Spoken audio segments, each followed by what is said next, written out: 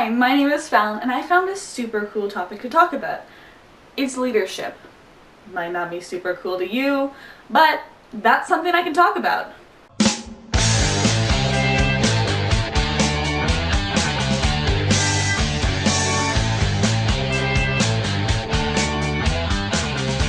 So, what is leadership? Well, there's two kinds of leadership. One that's terrifying, and one that's really easy. For me, anyway. First one, terrifying, horrible, hardest one to use, and one that we have to use on a day-to-day basis. Leadership in small groups. Your work, your class.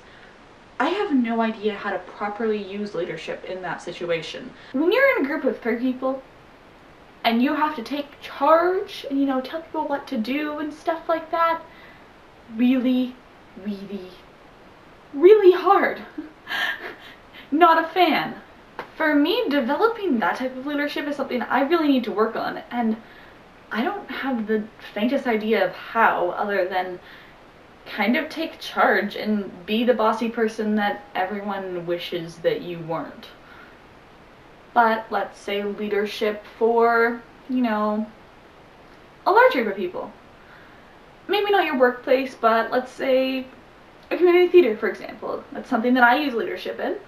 Let's say someone puts you in charge for 20 minutes. And they're like, "Okay, just run warm-ups. I gotta run out and pick something up. I forgot it at home." And that's really easy to take charge and say, "Hey guys, do this warm-up, do that." It's something I know about. It's something that I think it's easier to do. Human nature, when you're in a large group of people, you tend to follow more. That's just a thing that people do. And there is no problem with that whatsoever. So leading a large group of people is a lot easier than leading a small group. Convincing people that your ideas are good and worthwhile and that maybe you know what you're talking about more than other people is really hard. So for me, leadership, large groups, easy. I coach every Fridays for my swim team, and these kids are a few years younger than me. That can seem daunting because they're my peers. They're people who I'm with on a day-to-day basis. I swim with them all the time. But coaching them is pretty easy.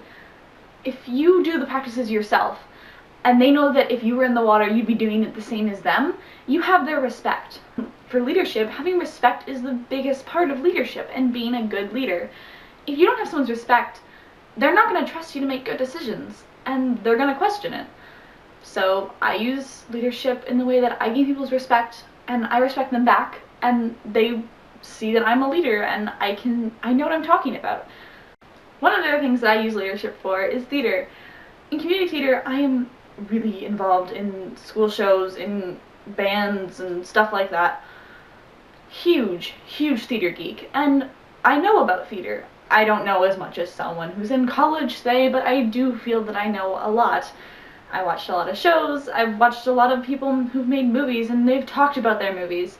And they've said how they made this, and how they did that, and how casting works, and all this other stuff, because that's something I want to do in life, and I feel that I need to have knowledge before I can share anything with anyone. So when I'm in theater, I do tell people my opinions, and what I've heard from other people in the business who know more than me. And I do assert myself a little bit, because it is something that is important to me. And showing your leadership and assertiveness in something that you care about is really important. The last thing is in school. I find this a little bit harder, mostly because of the small group thing, and they're my peers, and it's really hard to look at people in the face and say, "You just need to do this, and you need to listen to me because I know what I'm talking about." That is so hard to do, and I can't do that at all. But the thing that I find helps me with in school is just go, alright, if no one else is going to do this, I need to take charge, and because we need to have a leader, we need to have an idea. A big example for me this year was a presentation we did. The first time we did it, we bombed really, really hard. And this bombing of the presentation was because none of us had any idea what we were doing, none of us asked for help, and none of us took charge. We all had no idea. We were just like, "Sure, that seems like a good idea." And clearly it wasn't. And I knew it wasn't, but I just kind of was like, yeah, okay guys. The second time, we did a lot better. It was because someone had to take charge, and I ended up doing that. I said, look guys, we have 3 days to represent. I have no idea what we're doing. Let's do it right now. Let's meet up. We're gonna do something tonight. Go. And my group mates, even though there are only 2 of them, both listened to me. And that had amazing results. So being in a leadership position isn't scary, it isn't terrifying, and it's something that everybody needs. We all need a leader to follow, or we all need to be that leader for people to follow so that we can function as a society on a whole. You can function in your workplace, you can function at school. We need that as a species. So leadership for me is majorly important. So I'm Fallon, and thanks for hanging out with me.